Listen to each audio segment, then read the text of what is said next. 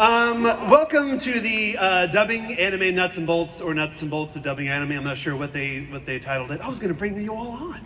Anyway, I normally do this panel by myself and say a lot of outrageous things because my beliefs are crazy. But I'm not going to do that out of respect for these two lovely people who have chosen to give me their time and give you all their time today.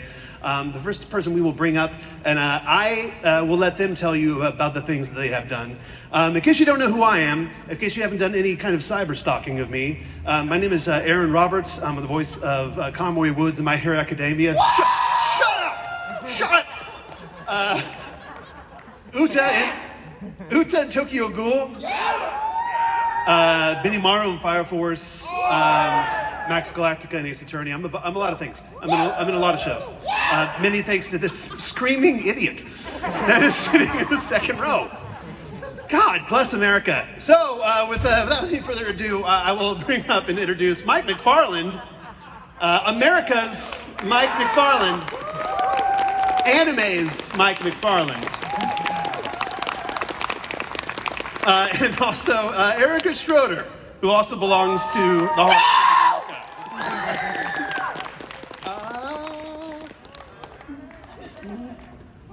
Sweet. And if you all would like to give a brief bio of yourselves, please do. Or not. Yeah, I was going to say, you don't want the 5-page version. I'm just kidding. Would you like to go first, Mike? Sure. Hey, how's everybody doing? Cool, good to hear.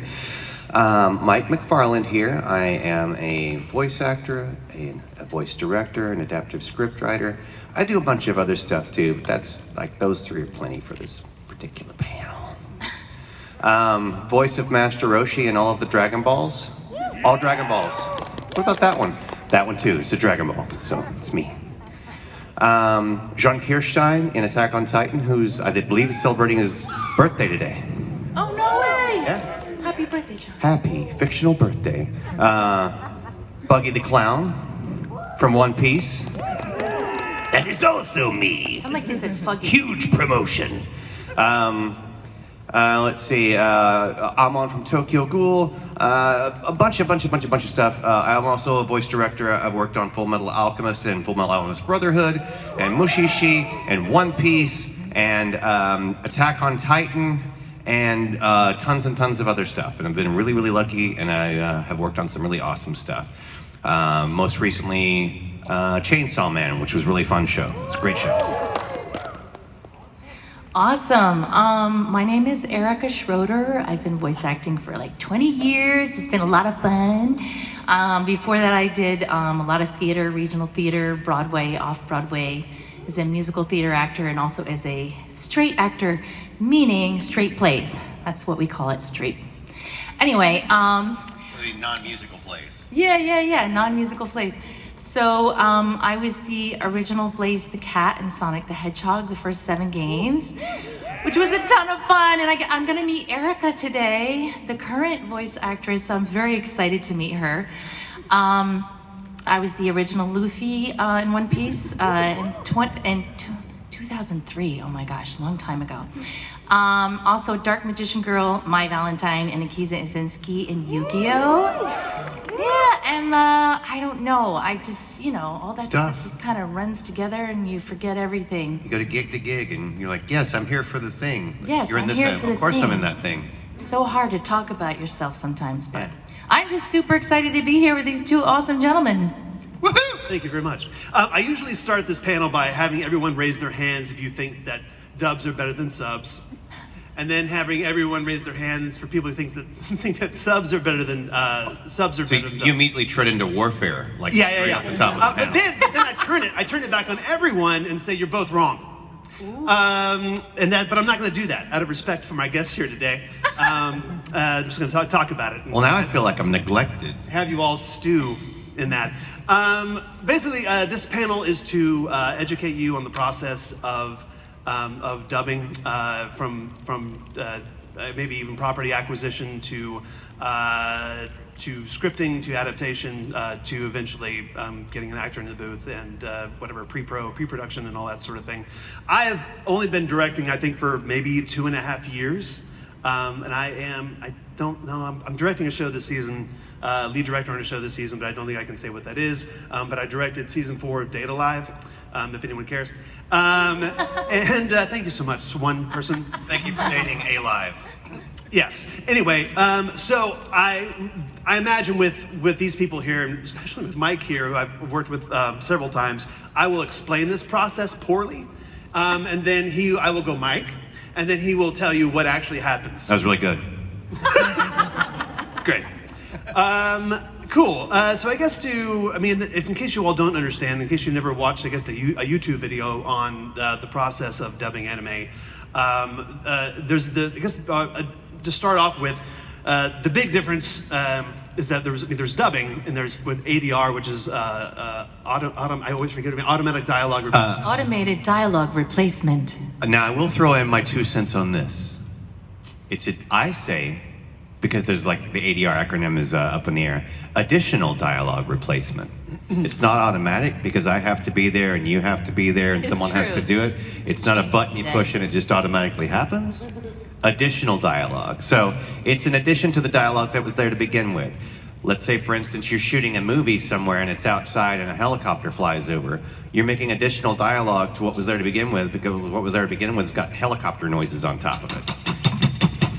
And for another language, there's another language there, so it's additional dialogue. Excellent. I love and that. actually, instead of R for replacement, recording, because we're not replacing it. I guess in the instance of like the ADR with the helicopter, that would be replacement. But for dubs, we're recording because we're not replacing, because you can still just get that other audio track on there. I like that. And as it relates to animation, there's the difference between like ADR and prelay is that you have prelay animation is when you've already recorded the voice of the actor and then they set the animation to the voice, and that sometimes can end up being what we call a scratch track, where you set the animation to the voice and then you sometimes will have to come back in to do ADR for the final product. But as far as what we're doing in dubbing anime, it is awesome dubbing recording ADR. Was that, you didn't laugh at all, Mike, and I'm ashamed. Thank you, Erica. Appreciate you. So yeah, in terms of like those one of them pays a lot of money. That's prelay. Generally pays. It can pay more money. It can than dubbing, but yeah, everything that we work on has already been animated with an original voice actor in Japan, and then we are that we get. I think at the studio, we of course get the at least a rough video, since now we're in the age of simulcast, where we're having to work with things maybe that are animation that isn't quite finished, where we dub something for streaming and then we have to come back in and get pickups for final animation when it's time to go to DVD release. But for the most part, we have a translated script, the rough translation with the time code of like where everyone starts speaking, and then we have adapters that basically in an Excel spreadsheet create a column of line numbers, time code, which is the hour, minute, second frame when anything happens, and everything is documented in the center column, where there's a character dialogue. Of course, you get the name of the character dialogue, and then notes from the writer. And depending on which part of the world you're in, the frame rate will be different. Oh yeah. That's also correct. whether or not if it's a movie or television. Awesome. Should we do the beeps for them? How about I do the low one and you do the high one? You do the high one. Why do you Ready? think I'm being high? I think it would be more entertaining. Okay. Ready? I'll do the high one. This is what they sound like. Okay. Beep, beep. Sometimes that does happen. Yeah. And then we speak on the fourth beat. I may have gotten ahead of you. No, it's all good. Yes, speak on the imaginary fourth beep, which I find that those things are not always in the right place either, and I'm just basically trying to correlate I know, right? things to the image. It's weird. But yes, every sound, every little, all that stuff is all documented in a secret code that is like either CT, clenched teeth, CM, closed mouth, OM, which is open mouth. It can be OC. Sometimes, depending on where the notation is, OC could mean off camera, or could mean It's supposed to be over the cut. Over the cut. Yeah. Did But you it know depends that on it's who- the same in Texas and LA, but in New York it's different? Yeah? Yeah, the Oh my acronyms gosh. and a lot of stuff are like slightly So different place to place. Yeah. So when you work in 3 different cities, you get really confused as to like which one you're working. And also in LA, this is my understanding, in LA that instead of ellipses, which are like a ... to indicate a space, because generally when you're dubbing anime in the script, like periods and commas almost mean nothing, except for changing direction of thought or intention or meaning. But when you have a ... and ellipses, that means you're supposed to take a hot break. And then I heard in LA they use little carrots, like little... I will tell you, as someone who has adapted LA scripts before, I have received a large chart with about 30 different characters to indicate different lengths of the pause. What? To which I go, they're going to get these 2. Yeah. That's too many. That's way too many. It's too specific. You'd be focusing on timing instead of on acting, and we want to focus on acting first, always. Yeah, and I'm all about the ellipses because I want my page of dialogue to look like I'm reading a book or reading a script. And when you start throwing carrots and other stuff in it, then it starts to look too technical and not like you're reading a script. Yeah, it's also wild because I think this only started happening in the past few years. They've started adding, the writer will add an asterisk inside of your dialogue for that correlates to a note about shorter or longer line options for rewrites. Yeah, and it hurts my little tiny acorn brain. There's an asterisk that is sometimes put in the script. Let's say, for instance, like you need to get out of here, and the word "here" might have an asterisk by it. And the last column or underneath it or something like that was asterisk of this place. So like you got to get out of here is too short. You got to get out of this place is a little bit longer. These are things that you can switch out depending on the pacing of the actor and how they're talking and all that kind of stuff. And the eyeball of the director who might say, that's not enough words. We need to cram it where it looks like there's 50 words per individual flap. Oh, yeah. Cocaine reads. Wow. But I would definitely, in the script, I would definitely prefer to have like full alt lines that you can just go delete and like choose the longer alt as opposed to asterisks being bottled in there. Anyway. Once the script has been adapted, then the show is given to a director, and then that director will do whatever research that they choose to, whether that is reading the manga, going online and legally reading the manga, or definitely, watching the show and reading Wikipedia pages and trying to figure out what's going on. And then there's a certain amount of collaborative process between the writer and the director, figuring out the tone of the show before you even go into depending on if characters are stuck in a period vernacular, if it's Victorian, if it's modern, if there's one character that if it's an isekai and someone's a fish out of water and speaks with a Brooklyn accent and everyone else is stuck in Victorian England, kind of consult. Yeah, I love when that happens. Yeah, so a little. There's the collaborative. Yes, there's a collaborative effort there, and then the director, based on everything they know about the show and trying to create an ensemble effort, will almost like a conductor for a symphony, will choose.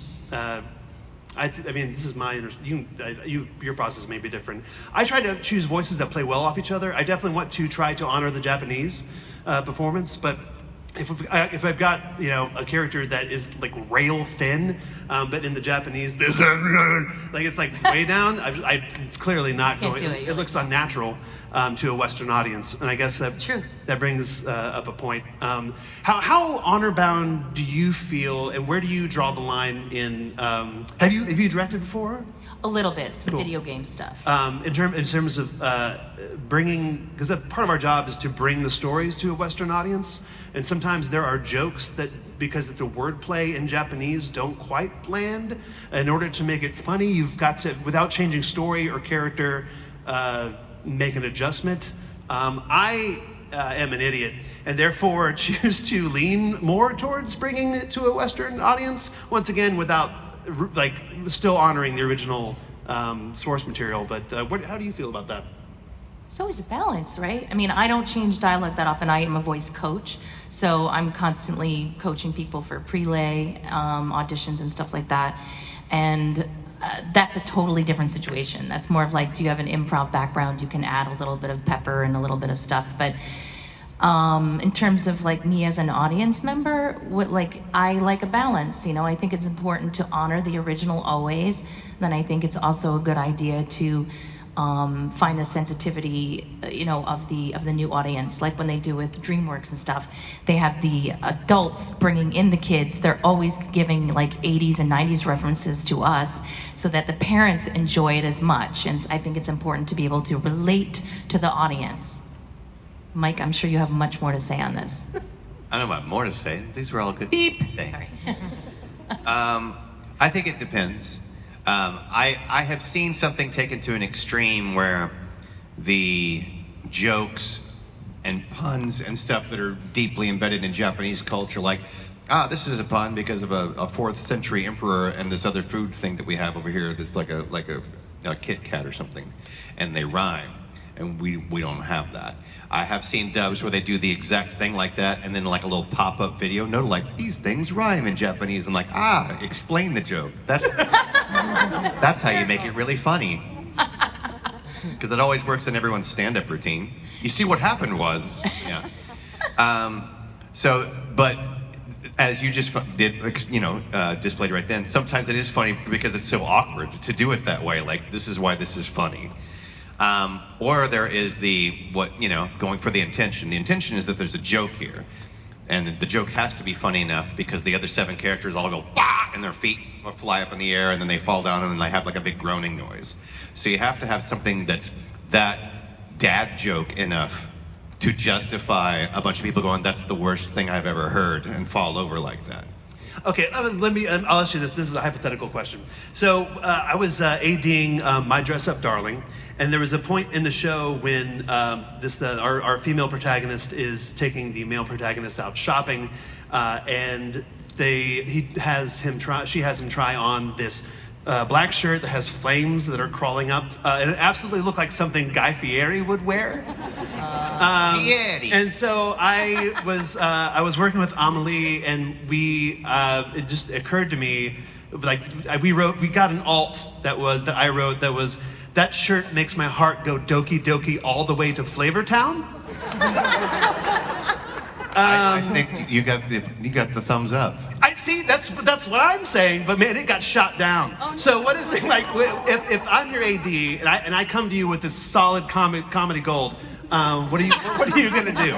When I come to you with bulletproof jokes, do you try to make bullets go through them? I don't know. Like, it depends. It depends every single time. It depends on what you're working on. It depends on the line. It depends on the situation. It depends on, like, if it's so much that it's calling attention to itself and does not help the show as a whole. Like, there's a whole bunch of things to consider. Yeah. That is a funny joke, though. I would laugh at that joke, and then I would have to consider whether or not I'd keep it. Excellent. Yeah. Let me present another hypothetical to you. Let's say that you are directing season 4 of a show, yeah. And seasons 1 through 3, the pronunciations for names of names are all over the map. Okay. And you have the option to when a new character is introduced in the fourth season of the show, and you have the option to have a person mispronounce the name and then get corrected, and it weaves in there, but like somehow basically Spider-Man No Way Home everything into a nice cute package, so that everything makes sense over the course of 7 movies. I don't know, man. I think I would have to go back and look at those first 4 seasons and see if there was even like one that was 55% versus 45%, and then go with the 55.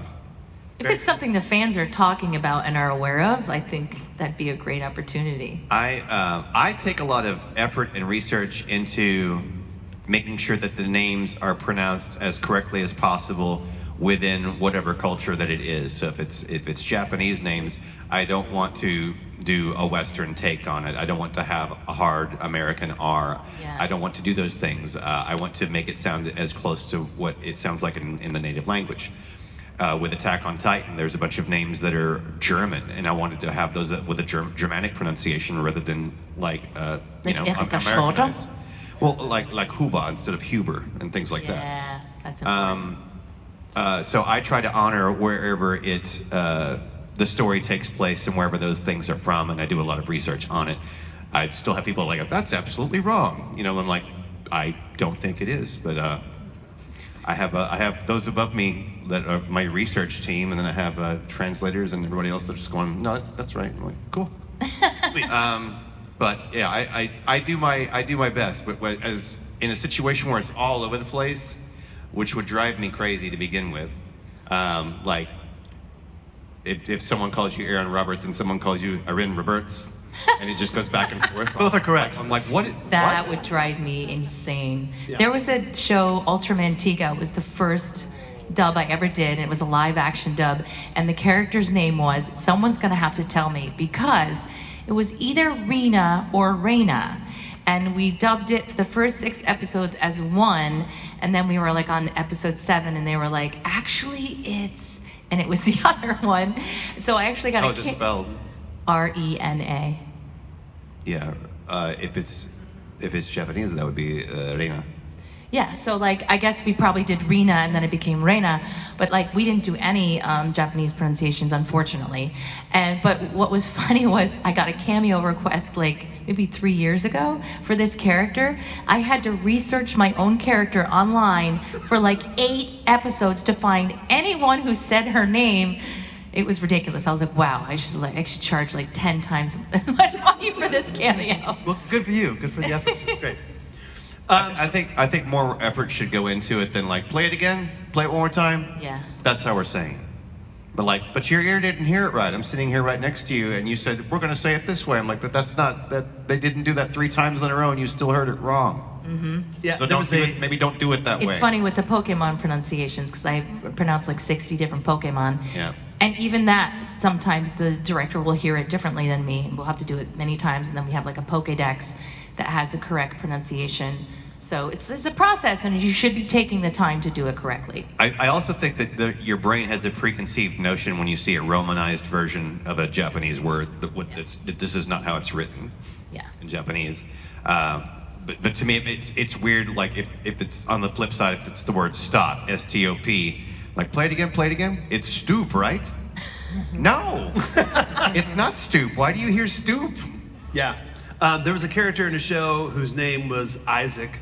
And as I think most of us know, Ike is a familiar, shortened version of that name. The pronunciation throughout the series went back from Ike to Ike to Ike to Ike. It was incredible. Was it supposed to be based off Isaac?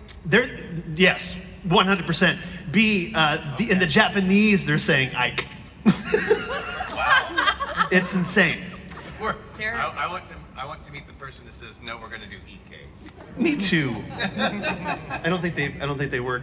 Anyway, anymore. Not Mike. That's Mike. That's right. That's Mike. Anyway, so hopefully, I guess in leading to the process, you go through casting, like the director, and it's completely arbitrary. It makes no sense, as far as I know, as an actor. I'm kidding. You build an ensemble and try to create voices that sound great with each other and that play well with each other, and then when you get the actor into the booth, assuming you've been cast, you set the voice, which and usually a lot of people will just naturally that have been doing this for a long time or have great instincts will find the voice immediately and have it live in a place that is a place of truth for the actor and for the character. And if not, then you make adjustments and say, like, we need to pitch it up, we need to make it lighter, or we need to drop it down a little bit. Or just so you know, like, you can set the voice here, but you've got to maintain this for a long time. Yeah. If it has a lot of lines, you're gonna it's like, don't pick this one. Don't pick that. I can go, I'm gonna be on you like a hobo on a hot dog. And I can do that for about maybe 2 hours before things get a little froggy.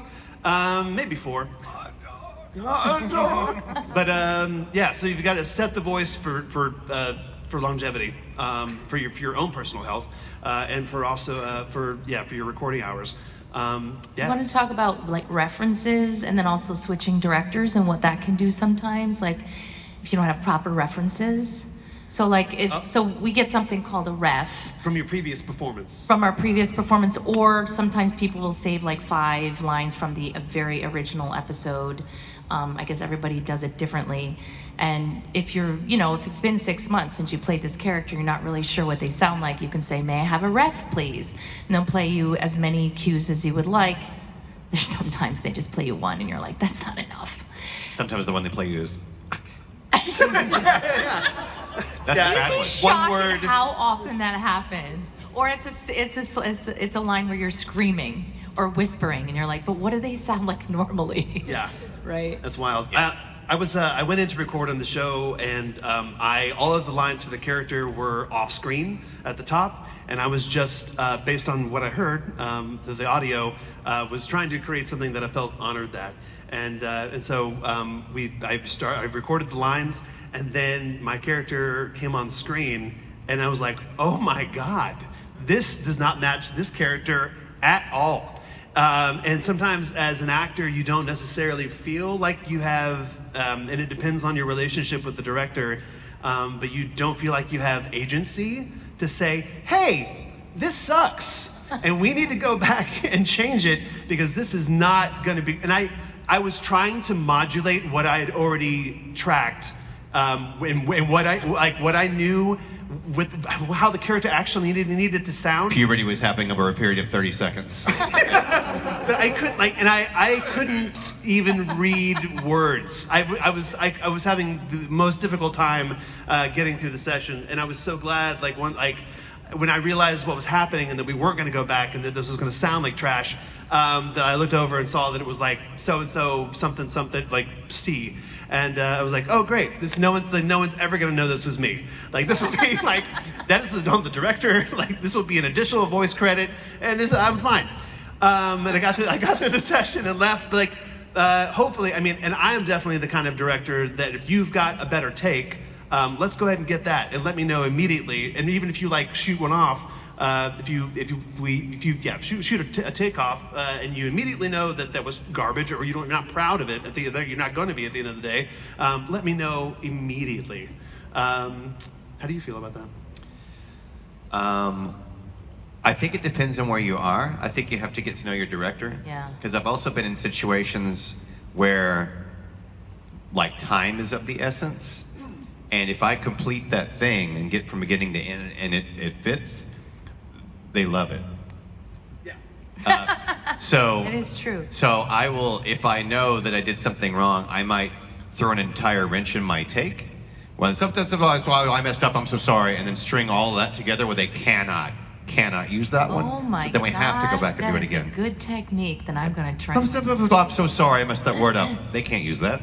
That's amazing. There was this one time, this is so bad, this story, but I did this children's series where I played 5 different characters. The mother, the grandmother, 2 of the friends of the children, and then they added a third of the children.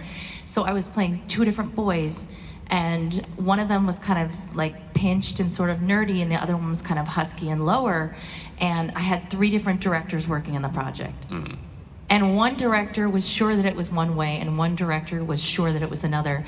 So thankfully they were ancillary characters, but literally every 5 episodes, if I'd have be with a different director, they'd be like, no, it's this. And I'd be like, okay.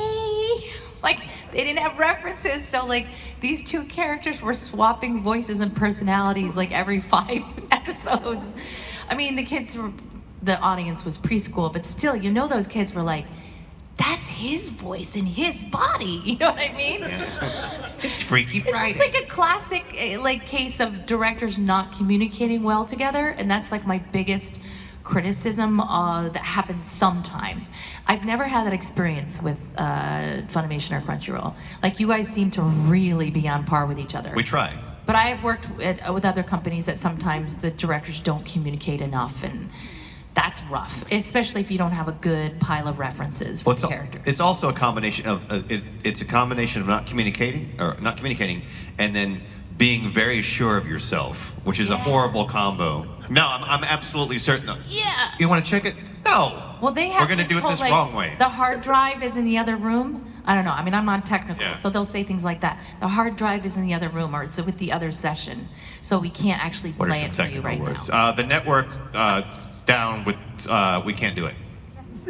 We crashed. That used to happen a lot back in the day. I'm trying to get to lunch quick. Did you guys ever have the situation where the entire system crashed? For sure. Pro Tools crashes all the time. But I don't. Yeah, we've had our network go down. I don't necessarily think it's Pro Tools that crashes. I think it's how long can you keep the Macs? which president was in office when we bought this Mac? Yeah, that's. We had, like, back in the day at 4Kids, we had like 5 different studios, and if one studio crashed, they all crashed. It was so strange. There, at one point, the systems were all like combined in this like control room. I don't know, and it would just be like, we're all down for 20 minutes. Let's go in the kitchen and eat some bagels. You know, all the actors would be like, hey, how's it going? Like, we're all crashed for a while. That's some engineer that has like a brake button, like. Oh man, all the computers went down. Every room, I don't know what happened. Oh my God, I'm gonna call Joe Vegas after this and ask him. Great. So once you have all of your performances recorded, and that includes something that is called Walla, which is either it's also kind of lost in terms of what its origins, but either means the actual like background noise of being like walla walla walla walla walla, or it can mean with all actors. I think it's that one. I thought it was watermelon, watermelon, watermelon. Or with all actors. We saw actors. Cool. Yeah. Which means that you get like hopefully only 4 people in a booth. To do background chatter, and then also bit parts, little one-offs like characters that don't have names. You went that way! You went that way. Put that gun down. But yes, so after all of that stuff is placed in, you do what is called a booth review, which is where you do a pass where you watch the episode, or you watch the movie, or watch the movie in chunks, and then your engineer will refine and like scooch things and make sure that it's matching up with the flaps. Which is a whole other, like, flap matching is a whole other bag of beans to talk about, because there's so much in the Japanese that is not doesn't necessarily match, and it could be because the animation isn't finished. It could be for a lot of reasons, but there is definitely there are times that I've had to, and have recently directed a AAA show where they are just ADing, but there was clearly like a lot going on, like mouth movements, arm movements from behind, and the writer just was just like, hey, don't go that way, and it went on like forever, and I had to write in a lot of things to make all of that, of course, without changing the story. That's the wrong direction. Don't go that way. Well, actually, and then once this. And or madam. There was some people that were running away from a very large beast, and I was not born in Florida, but I moved to Florida when I was like 6, and like the first day of kindergarten, they teach you how to run away from alligators, and I had alligators in the creek behind my house, and like cottonmouths and moccasins. It was wild. I had a stick and a creek to play with. That's and you're still with us today. It's still with us today. Aaron Roberts, everyone. He survived Florida. Yeah. First day of kindergarten, they teach you to run in serpentine, because alligators can clock at like 35 miles per hour. It's crazy. So there's nowhere for these 2 characters to go. They were running away from this thing. And so as this background character is waving their arms, I just wrote in, serpentine! Serpentine! And it is in the show, man. It is in the show. Forever. It helped that like the actor who was voicing that tertiary character, or like bit part character, was also from Jacksonville, Florida, where I'm from. No. Anyway, blah blah blah. Anyway, so you get all that stuff, bit parts, blah blah blah. You do a flat pass, or hopefully the engineer gets to it first, but you do a booth review, and then you send it off to mix, and then mix does. The mix engineer does a bunch of mixing, where they adjust vocals to background tracks. They put filters. They make a cake. They put filters for like characters wearing a mask or whatever, and mix all that. And then you as a director, take one more look at it to make sure that everything is okie dokie. And then, years later, months later, you get final video, and then that's matched up with the audio that you recorded, and then you get to do a home video review, and hopefully that goes smoothly. But sometimes it's not. It goes to home video. If it does go to home video. Otherwise, it lives forever. And I'm one of those annoying actors who's like, let me try and do it without a filter. Like you're inside a jar, you're like, you know? I love that. It's fun. I think it's fun to try, like if you're underwater, a little water in there, and you know. I like it. Like when actors try. That's easier. I should try that next time. It's less messy. It is little. And you just got like nasty finger. Oh, lunch. Okay. Does anyone have any questions? Yes, far.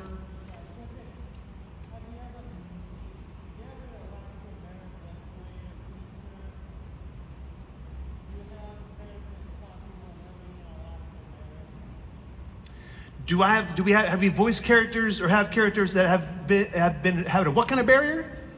Language barrier? I think I can translate for him. Oh, you heard? You ever had a voice character with a respirator? With a respirator. Oh, had a character with a respirator? I've had characters that definitely had something on their face. I don't know if it's specifically a respirator before. Sometimes it's masks, sometimes it's, yeah, I don't know if I've specifically had that. Not specifically, no. Yeah, I haven't either. Wow, that's something none of us have done. That's Yeah. crazy.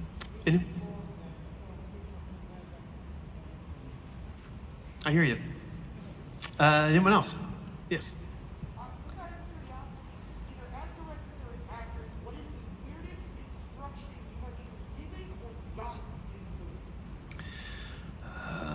I mean, It's a sometimes daily occurrence. sometimes it's just funny, like a wording of something. Like there could be a sentence like, "We have to get out of here, but we need to do it in a safe way," and the word "but" is in an inappropriate place. Like, don't hit the butt so hard. Be careful when you tap the butt. All those sorts of things. We're like, like that happens frequently where there's an unfortunate word in the middle of the instruction. I had a producer of the show. Are there kids in the audience or no? Okay. I had a producer of one of the shows like take over for like a week because the director wasn't there, and she was hilarious. Not used to talking to the actors, so she would just be like, it's like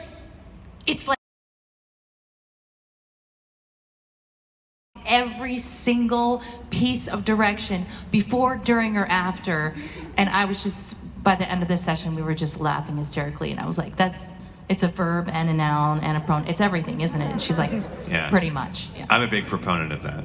It helps. Yeah, if I'm explaining the scene of like, here's what all's going on, and you're working for me, there's like a 100% money back guarantee that F will be in a lot of my instruction. But I also like, I'm reading word. the room. Engineer, they're cool with it. The actor, this is great. We're gonna have this. This is gonna be an F party. Yeah. I also asked permission for cursing. Yeah. But, so I had someone say they, like the character that I was portraying, I was like, hey, they need to sound like they just smoked a cigarette and slapped. And I was like, come on, man. Anyone else? Thanks for joining us, children. We did a child check. Kids? No child raised their Yeah, hand. right? Yeah, no children. Yes. I was curious if you're allowed to divulge what show and episode was that serpentine. I don't. You're that's gonna be looking for it? It's an Easter egg that you Yeah. will. That's an ongoing hunt for you now. That's how that's gonna work. But the chances that it's going to end up in Adult Swim or a Toonami are very high. Yes. Oh. Firstly, Erica, I was wondering if you knew that there are several Pokemon that are dubbed with the lip flappy thing. Oh, that are dubbed. So sorry. What do you mean? Oh, really? Oh. Oh. Amazon, there are quite a few. I did not know that. So do you guys know, just since we're talking about funny voice sounds and stuff like that, that how a binky, the sound of a binky, how that's made? You go like that. Oh. If you're playing a baby with a sucker in its mouth. Because I played a lot of babies. So you just have to take your tongue and do it, and put it underneath your bottom and pull it over. That's how it's done. Outstanding. It's fun, right? Thank you. Yes. Yes. Question for Mike. Yeah. When directing Chainsaw Man, how was it like working with Randall Levy? It was great. I'd worked with Ryan on one or two things before, so I was familiar with him and what he could do. He is a wonderful actor. He's a wonderful human. He's very, very kind, very giving, and he will also, especially with that particular show and that characters, swing for the bleachers. He will work, and he will do his best on that, and I super appreciate it. He's also very knowledgeable of the manga and the universe itself. So Nice. every so often it'd be like, oh, can we do this one little thing here with this? I'm like, why? What's going on? He's like, it's this, and then a manga chapter, whatever. I'm like, I believe you. Let me look it up real quick. Yes, let's do that. Things like that. Or if I have an idea, like, this degenerate sounds like they would say this instead of this thing. He's like, they would. I'm like, well, then we're changing the script right now. And by change the script, we're not like, we're going to put a werewolf on the show. We're trying to honor like the way that the character would speak more possibly than what's already written there, that sort of thing. Yeah, I mean, like, if there's a werewolf on the show, great. I just don't want to invent one. But Ryan's great. Yes. Who's Oh, my that's favorite gonna voice be a actor funny I've worked question. with? It's most of them. Yeah. Most voice actors are the favorite voice actors I've worked with. Some voice actors are like second place favorite. It's But- like but they're asking either who one your or the favorite other. child is, right? Yeah. Or your favorite Pokemon. Too hard. I mean, I just appreciate that there are folks that are really, really good at it, and we can get the job done and have fun. I mean, I was recently working on something where the content was super, super, super sad and depressing, and I am someone like, I want to, unfortunately, live in that world while that's going on, so not at the end of every take I'm like, hey, it's joke time! Like, 'cause that, to me, that screws up your brain, like that screws up the mood of what you're trying to create. So it's good to work with people who understand that and want to like honor that and live in that world with me. And then if we're working on something like One Piece, and for the bulk of it, we can have a lot of fun like that, and know when at certain times when the show gets dark that we got to go and get dark with it and stay dark. I don't have a favorite. I just there's so many people that I'm so fortunate to work with and respect what they do. That I feel lucky, and that makes me not able to pick favorites. So, there's a lot of them. That's awesome. I've worked with these two right here, and they're great. Mike McFarland was willing to slum it and come in for episode 5 of season 4 of Data Live and play the big bad wolf. And it was pretty great. And I didn't have to, it's nice that you don't have to direct someone. It's a wolf theme today. We have to tell at least one more wolves. wolf story. I'm a big Jesse James Greeley fan. He's really easy. They're really easy to work with, and They're great. Mallory Rodak and Yep. man, I don't know. There's just a lot. Like Alexis Tipton is a flap matching beast. And you don't really have to mess with them too much. Monica Solid. Real is Great. really great to work with. She always comes in excited and prepared and flexible. It's just someone who's. So it's like that's the thing that is crazy. It's like there are people that have been doing this for a very long time that are still kind and gracious and and so like and she has been able to. She's classically trained. Like she did musical theater, and there's a difference. People who don't have a lot of training, their voice tends to degrade over time, and Monica Real has been able to maintain her childlike voices and also do like other deep, like she's maintained her range and whatnot. She's also someone who, to keep throwing her props because they're well deserved. She's someone who still takes joy in doing the job every single time she goes in. She loves it. She loves to do the work, and she has such a good time with it. She has a very specific laugh of when she does a take that she loves a whole lot of whatever, and she'll clap or whatever, like just a little. It's so precious. Yeah. I think it's important I tell like my students, check your ego at the door. At any time you're going to be asked to do anything in any level of experience, if someone wants me to play third spear thrower from the left, I'm going to do it because it serves the piece. And that's the most important thing, is to please the director. It really is. It's like, that's your job as an actor. Your job is not to say, well, I think it should be this. Like, you come in with a strong idea, you give it to them, and they're like, that's not it. You go, well, what would you like? I am plastic, just like I'm elastic. Like, give me what you want, and I can, make that happen. That's the most important quality of a voice actor, to really just check the ego at the door and be flexible. Yeah. Amen. I think we have time for just one more question. Yes, in the middle. Have you ever had to play a character going through a transformation, and how do you deal with Yes, and then it depends on what kind of transformation. Because I've, like, speaking of werewolves, been a werewolf. I've been, let's see, a human that was taken over by an alien and then turned into a human alien giant ape. And then that ape had superpowers beyond being a giant ape. Like, there's a whole bunch of transformations you go through. You can play off the visual. You can play off what the Seiyu did, the Japanese voice actor. If there are effects on it, you can either like try to just like what Erica was doing earlier, like let me do the effects myself. You can try to replicate that, or like try to break down how it was that they did that, so that you can do the same type of read, so that when the same type of effects are on it, it'll sound the same. If you really want to get that deep into it. I hope somebody recorded that because I want to listen to it again. Yeah. It was amazing. I'm like, wait. And then there's you can do it that way. Yeah, there's a bunch of different ways, like transformation. It could also just be like a good person turning into a heel, turning into an awful person. Or they were an awful person the whole time and they had a really good mask and you thought they were great. There's all sorts of different transformations. Yeah, and Fairy Tale, I played Little Samuel and then Samuel's beast mode.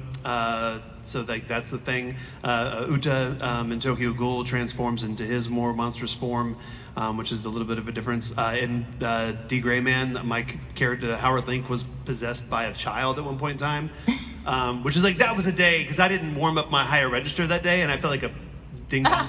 And it was like, oh, okay, this is why you do this, Aaron. Anyway, it worked out. But yeah, what else? I feel like it's not a show for children. I think they've changed the name of it, but it's Case File number 221 Kabukicho. And I think they changed it to Sherlock Kabukicho, maybe. But it is basically a lot of they pull the characters from Sherlock Holmes and like slam them into this red light district in Japan. And my Fuyuto in that series, like just like all over the place. A lot of fun. Some of the best work I've ever done. But he does at some point in time turn into a raging, like a homicidal maniac. What's that show called? Case File 221, number 221, Kabukicho. Yeah. I want to hear that. Yeah. Austin Tyndall is Watson. Awesome. There's a lot of interesting work being. Oh my God! Garrett Storms. Garrett Storms plays like this, like open shirt, like Harry. Just goes like, yeah, baby. Like it's just like it's really great. Anyway, I think that's all the time we have. Thank you all so much for being here this weekend. Thank you for coming to this panel. Thank you. Come by our tables. If you have more questions, come talk to us. Yeah, we'll probably be at the tables, and if not, that means we're just eating lunch or something. But we'll be at the tables in the Probably about 15 minutes. in the hall pretty soon. Thank you so much. Thank you.